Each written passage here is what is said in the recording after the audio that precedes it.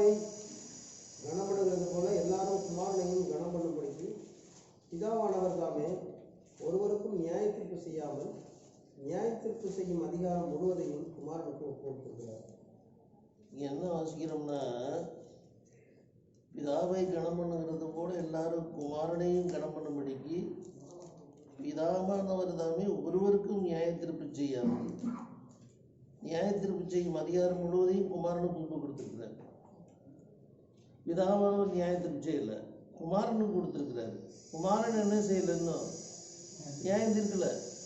இவங்க கையில் கல் இருக்கு, அவர் கையில் மன்னிப்பு இருக்கு, இரக்கம் இருக்கு, அன்பு இருக்கு. அப்போ அவர் நியாயம் தீர்க்கல. இவரை சிலுவையில் தொங்க விட்ட போது கூட அவர் என்ன செய்யல, அவங்கள நியாயம் தீர்க்கல. இதாவே இவர்கள் அறியாமல் செய்கிறார்கள் இவருடைய மன்னிப்பு தான் சொன்னார். நம்மை நாமே நியாயம் தீர்த்தால் நாம் நியாயம் தீர்க்கப்படும். நம்மள்ட்ட இருக்கிற ஒரு பெரிய கெட்ட சுபாவம் என்னன்னா, சட்டுன்னு நியாயம் தீர்த்தது. ஒரு சகோதரிக்கிட்ட, குடும்பத்தில் இருக்க சகோதரிக்கிட்ட போய், ஏமா 20 வருஷமா அவங்க புருஷன் வாழ்றீங்களே, எப்படி இருக்கீங்க அப்படின்னு கேட்டால், ஏதோ இருக்கும், இல்லை சும்மா சொல்லுங்க, அடையாது 20 வருஷமா விட்ட மாட்டிக்கிட்டு நான் படுற அவஸ்தை அப்படின்னு அவங்க கல்யாணம் பண்ண நாள்லேருந்து ஆரம்பிக்கிறாங்க. சட்டுன்னு மன்னிக்க தெரியல, மறக்க தெரியல. நான் என் ஒய்ஃப்ட்ட அடிக்கடி சொல்லுவேன், என் நெஞ்சை பிளந்துப்பார், உன் மேலே ஒரு குற்றச்சாட்டு கூட என் இதயத்தில் இல்லை, இதயத்தை பிளந்து பாருன்னு சொல்லுவேன். நான் உன் மேலே ஒரு குற்றச்சாட்டு கூட இல்லை. ஆனால் நிறைய தவறு பண்ணியிருக்கேன், நானும் பண்ணியிருக்கிறேன். ஆனால் நான் உன்னை மன்னிச்சுட்டேன். யார்கிட்டையும் போய் என் மனைவி அப்படி பண்ண இப்படி பண்ண நான் சொல்லவே மாட்டேன். ஒரு வேளை அதை எனக்கு அடுத்த மாதிரி தான் கடவுள்கிட்ட சொல்லுவேன், என் மனைவியை திருத்துங்கான்றது சொல்வேனே தவிர வேற நான் யார்கிட்டையும் போய் சொல்லவே மாட்டேன். என்ன, நம்மளை தேவன் எவ்வளவு இரக்கம் பாராட்டி இருக்கிறாரு, எவ்வளவு மன்னித்திருக்கிறார். அதாவது தேவன் மன்னிக்கிறதுக்கு லீவே போட்டதில்லை தெரியுமா? ஒரு வாரம் நான் லீவில் இருக்கிறேன், இப்பெல்லாம் மன்னிக்க முடியாதுன்னு சொல்கிறாரா? ஆண்டவரே நீ மன்னிக்கன்னு நீங்கள் போனீங்கன்னா, மன்னிக்கிறேன் மன்னிக்கிறேன் மன்னிக்கிறேன் மன்னிக்கிறேன் மன்னிக்கிறேன் மன்னிச்சுக்கிட்டே இருக்காரு. இப்படிப்பட்ட ஒரு தேவனை பார்க்கவே முடியாது. அப்போ அவ்வளவு இரக்கமுள்ளவராக இருக்கிறார், அன்புள்ளவராக இருக்கிறார். அவருடைய அந்த அந்த அந்த வார்த்தை நியாயம் தீர்த்தாங்க நம்ம கெட்டு போயிடுறோம். ஒரு சகோதரனோட நல்ல ஐக்கியம் வச்சுக்கிற முடியல. நான் சொல்கிறேன், தீமை செய்கிறவனுக்கு நன்மை செய்யும் சொல்லியிருக்காங்க வேண்டது. தீமை செய்கிறவனுக்கு நன்மை செய்யும் சொன்னால் என்ன அர்த்தம்? அவன் கெட்டவன், அவனுடைய அந்தரங்கங்கள் மோசமானது. ஆனால் நம்ம என்ன செய்யணும்? நம்ம நன்மை தான் செய்யணும்னு ஆண்டவர் சொல்லியிருக்கிறார். நான் ஒரு தடவை அப்படிதான் ஒரு பாஸ்டர் என்னை ஒரு இடத்துக்கு அவர் சர்ச்சுக்கு பிரசங்கம் பண்ண கொடுத்தாரு. சரின்னு நான் போனேன். மெடிக்கல் சர்ச்சு பிரசங்கமும் பண்ணேன். பண்ணிட்டு என்னை சாப்பிட கூட்டிகிட்டு போனாங்க. கூட்டிகிட்டு போனவங்க நான் என்ன பண்ணிட்டேன், சாப்பிட்டேன். சாப்பிட்டு முடிச்சோடனே சொன்னேன், நீங்கள் விபச்சாரத்தில் வந்துட்டு மணந்திர முறையெல்லாம் உங்களுக்கு புஷ்டம் தான் வரும் அப்படின்னு. யார் சொன்னது? யார் சொன்னது? நான் அந்த பாஸ்டருக்கு சொன்னேன். இது ஆவியின் ஏவுதல் சொன்னா மாம்சத்தில் சொன்னான்னு எனக்கே கண்டுபிடிக்க தெரியுது. ஆனால் சொல்லிட்டேன். சொன்ன உடனே அவர் பதிரி, அந்த 2 டீச்சரும் பதிரி, பரிமாறினவங்க சாப்பாடு போட்டவங்க பதிரி பெரிய பிரச்சனையாகி ஊரே சுற்றிட்டு வருது. நான் 2 வருஷமாக ஆண்டவரே சுயமாக பேசினா, நல்ல ஆவியின் ஏவுதல்னால பேசினான்னு 2 வருஷமாக மன உளைச்சலுக்குள்ளாயிட்டேன். 2 வருஷம் கழிச்சு அந்த பாஸ்டர் ஒருத்தர் சொல்லியிருக்காரு, மைக்கேல் பிரதர் என்னை கேட்டது என்ன கேட்டாங்கன்னா, ஏன் அந்த 2 டீச்சரை வச்சுக்கிட்டு சொன்னீங்கன்னு கேட்டாங்க. அப்போ அந்த அவர் சொல்லியிருக்காரு, மைக்கேல் பிரதர் சொன்னது உண்மைதான், அந்த டீச்சர்களோட நான் விசாரம் பண்ணிட்டு இருக்கேன். என் கை பூரா பொத்து வழியாக இருந்துருச்சு. 2 கையும் காமிச்சிருக்காருங்க பாருங்க. 3 நாள் போய் மூணு பூரா காட்டில் விழுந்து என்னை மன்னித்தால் ஒழிய நான் போக மாட்டேன் ஆண்டவரே கிடந்தேன். ஆண்டவர் மன்னிச்சு நீ ஆற பண்ணிட்டாரு, இந்த ஆறிடுச்சு பாருங்கன்னு காமிச்சிருக்கு. இதை வந்து அந்த பிரதர் என்கிட்ட சொன்னார். சொன்னதுக்கு அப்புறம் தான் அவரை நான் மன்னிக்கிறேன். அது வரைக்கும் மன உளைச்சல்ல இருந்தேன், தப்பா பேசிட்டோமோ என்னமோன்னு. சொன்னதுக்கு அப்புறம் தான், ஏன்னா நிறைய பேர்கிட்ட போய் சொல்லி என்னைய வந்து விசாரிக்கணும், நீங்கள் ஏன் அப்படி சொன்னீங்க அப்படி சொன்னீங்கன்னு கேட்கணும். அதுக்கப்புறம் என்னால் பண்ணிக்கவே முடியல. அப்போ நான் ஜெபம் பண்ணுறதுக்கு போய் முழங்கால் போடுறேன், தேவ பிரசனத்தை உணரவே முடியல. அவருடைய பிரசனத்தையே உணர முடியல. முதல் நாள் போகிறேன், 2வது நாள் போகிறேன், 3வது நாள் போகிறேன், 4வது நாள் ஆண்டவர்கிட்ட கேட்குறேன், ஆண்டவரே ஏன் உங்களுடைய பிரசனத்தை நான் உணர முடியல? அவனை மன்னிக்காமல் இருக்கிறீங்கள, அவன் தன் பாவத்தை அறிக்கை செஞ்சு எந்த கிட்ட வந்துட்டான். பாவத்தை அறிக்கை செஞ்சு, ஆனால் அவன் பாவத்தை நினச்சிக்கிட்டு நீ எங்கேயோ போயிட்ட. புரியுதா? எங்க நேற்று எனக்கு விரோதமாக ஒருத்தன் பெரிய பாவம் செஞ்சிருப்பேன், அவன் ராத்திரி போய் அழுதுருப்பேன். ஆனால் நம்ம இங்கே வீட்டில் உட்காந்துக்கிட்டு எவ்வளவு துணிகரமாக பேசுகிறாயா, இங்கே இருந்துக்கிட்டு இப்படி பேசுகிறேன், அங்கே இருந்துட்டு அப்படி பேசுகிறாங்கிறோம். அவன் ராத்திரியில் போய் தேவன்கிட்ட கதறி இருந்தான்னா தேவன் அவனை மன்னித்திருப்பார்.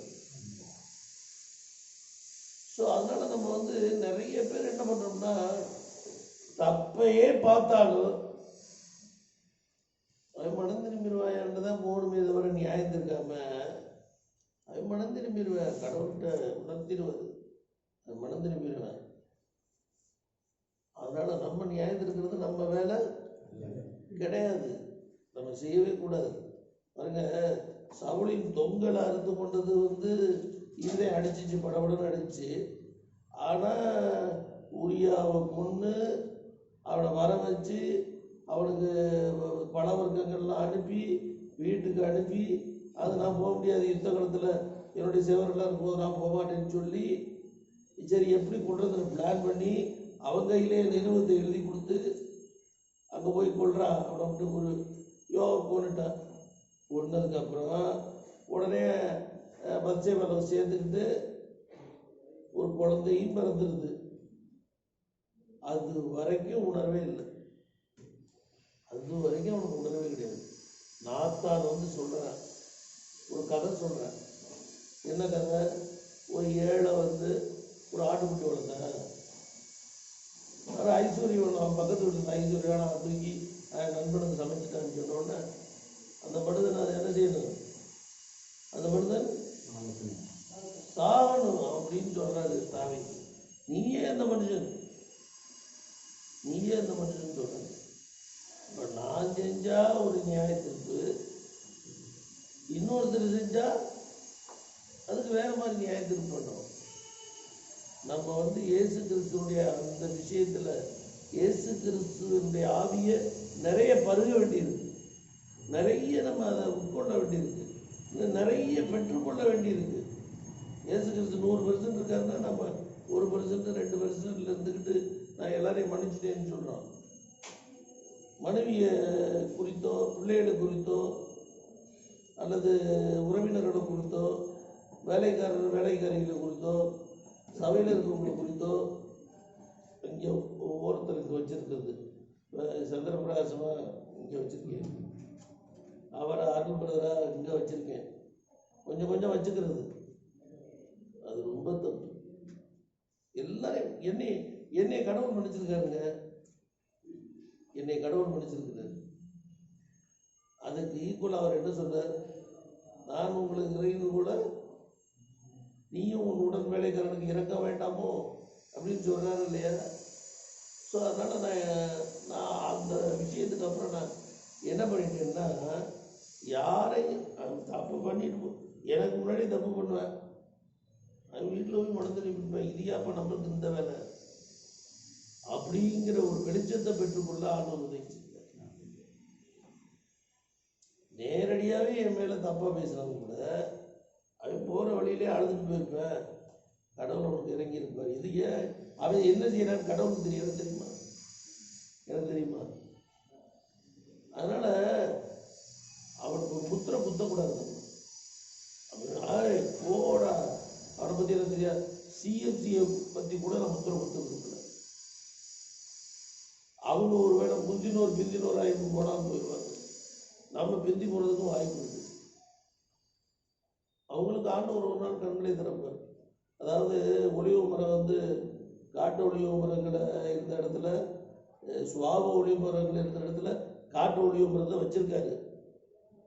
நீ பெருமை பாராட்டாத, விழுந்துருவ அப்படின்னு சொல்லிருக்காரு. இன்னைக்கு செதறி போன நம்ம வந்து நம்ம ஒளிவு மரத்தில் இருந்த இடத்துல வந்து இருந்துக்கிட்டு நான் வந்து இப்படி இருக்கிறேன், அவங்கெல்லாம் எங்கேயோ இருக்கிறாங்கன்னு நினைக்கவே கூடாது, நியாயம் திருத்தவும் கூடாது.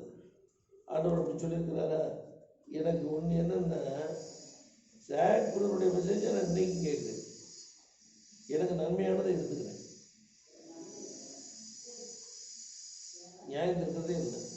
அவருடைய குடும்பத்துக்காக இன்னைக்கும் ஜெபம் பண்ணுறேன். அவர் மூலமாக பெற்ற வெளிச்சம், நாங்கள் பெற்ற வெளிச்சம் ஏராளம். அவர் பெற்ற வெளிச்சத்தினால என்னை வந்து மூப்பனாக இருக்கக்கூடாதுன்னு தள்ளும் போது என்னை எப்படி நியாயம் திருத்து சபையில் அவர் பேசுனா தெரியுமா? பியூஸ் போன டியூப் லைட்.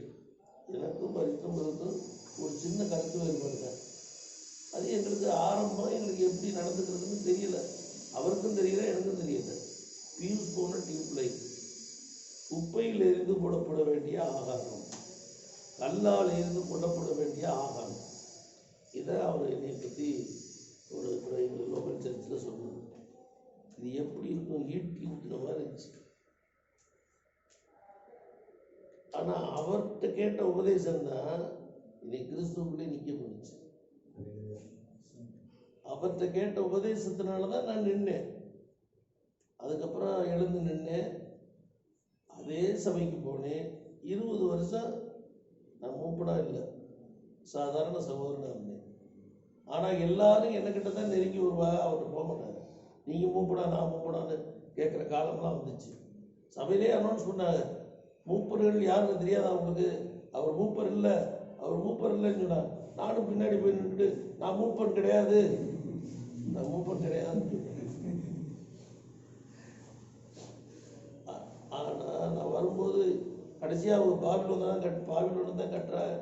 அவங்க திசை மாதிரி போகிறான்னு தெரிஞ்சதுக்கப்புறம் நான் ஆண்டவர்கிட்ட கேட்டேன், ஆண்டவர் பாபிலோனியை விட்டு வெளியே வந்து எனக்கு ஆண்டவர் உணர்த்துறதுனால நான் வெளியே வந்தேன்.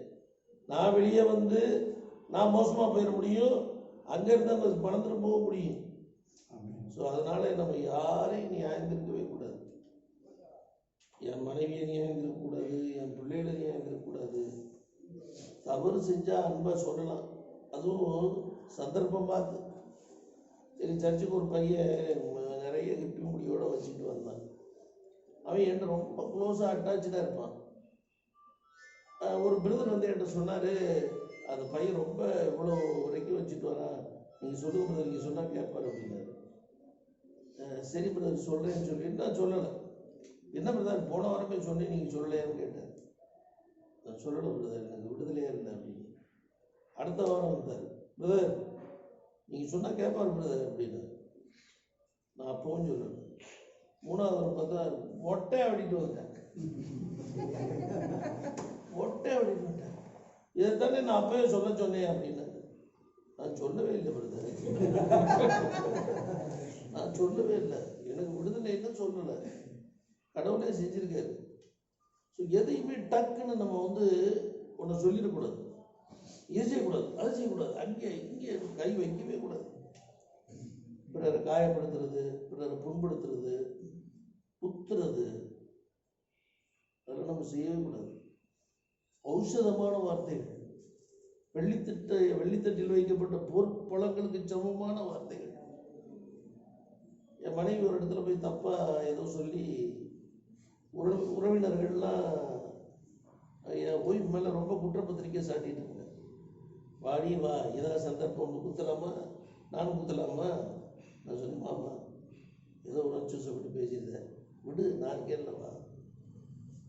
அப்படியே புலன்னு கண்ணீர் ஓடும். அந்த ஆறுதல் வந்து அவளுக்கு அவ்வளோ ஔஷதமாக இருந்துச்சு. நான் தப்பு இல்லையா? அப்போ அவங்க சொந்தக்காரங்களாம் சேர்ந்து குத்த வரும்போது வாடி வா, அங்கிட்டு குத்துட்டு அங்கிட்டு குத்துட்டு குத்தவே கூடாது. நிறைய அந்த சுபாவங்கள் உங்கள்கிட்ட இருக்குது. நீ அன்னைக்கு அப்படி பேசுனீல்ல, வா இன்னைக்கு வச்சுக்கிறேன்னு சொல்லவே இல்லை. நினைக்கக்கூடாது, நினைக்கக்கூடாது. இருதயத்தில் ஒரு வசனம் இருக்கு, அருமையான வசனம்.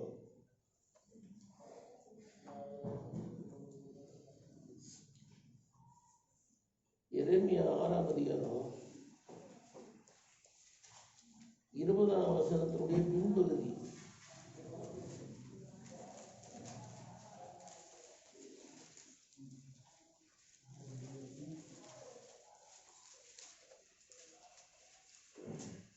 உங்கள் சர்வாங்க தகனங்கள் எனக்கு இல்லை 6, எரேமியா 6:19 பின்பகுதி.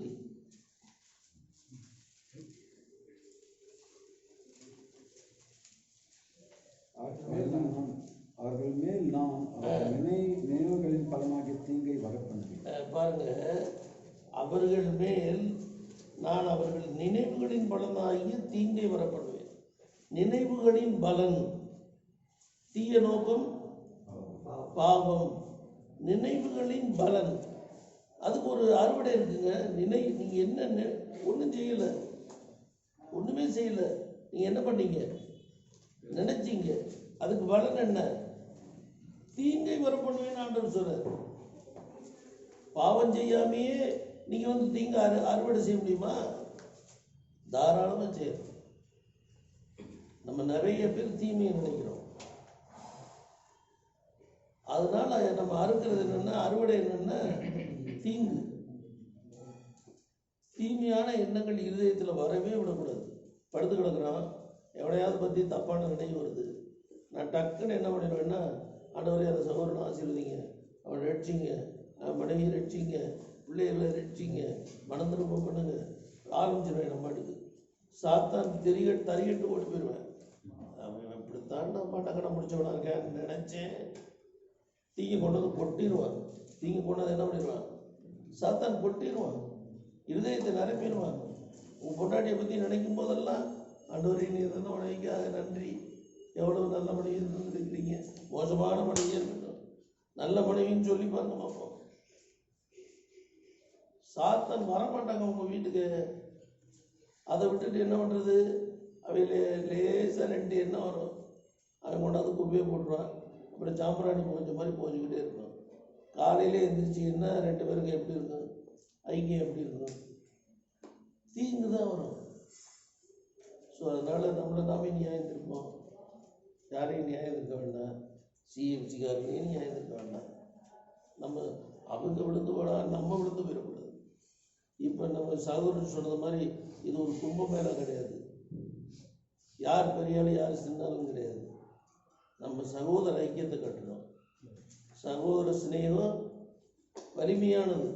ஒருவன் 1000 பேரை துரத்துவான், இருவர் 10,000 பேரை துரத்துவார். அந்த ஆவியின் ஐக்கியத்துக்காக இப்போ நம்ம கூடுறோம்.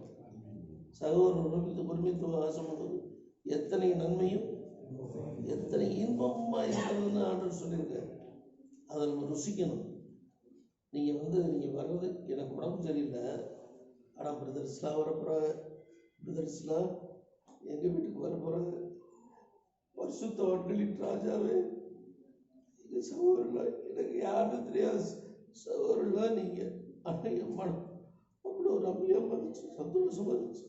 என் பிள்ளைகிட்ட சொன்னேன், பொண்ணுகிட்ட, பரிசுத்தவான்களின் ராஜாவேன்னு சொன்ன அந்த தேவனுடைய பிள்ளைகள் நம்ம வீட்டுக்கு வர்றாங்க.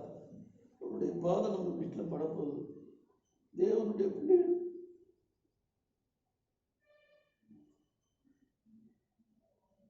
உண்மையில நீங்க வந்ததுக்கான சந்தோஷப்படுறேன்.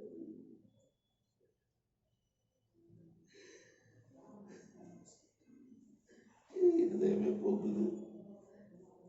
யார் எவரோட எனக்கு தெரியாது. இதய மகிழ்ச்சியினால் நிரம்பி வழியுது. ராத்திரிலாம் எந்திரிச்சு வந்துருப்பாங்களா, ஆண்டவரே எந்த விதமான ஆபத்தெல்லாம் பத்திரமா வரணும், அந்த சகோதரர் பத்திரமா வரணும், இந்த சகோதரர் பத்திரமா. என்ன சந்தோஷம் தெரியுமா? தேவனுமே ஆசீர்வதிப்பாரு. பாட்டு பாடி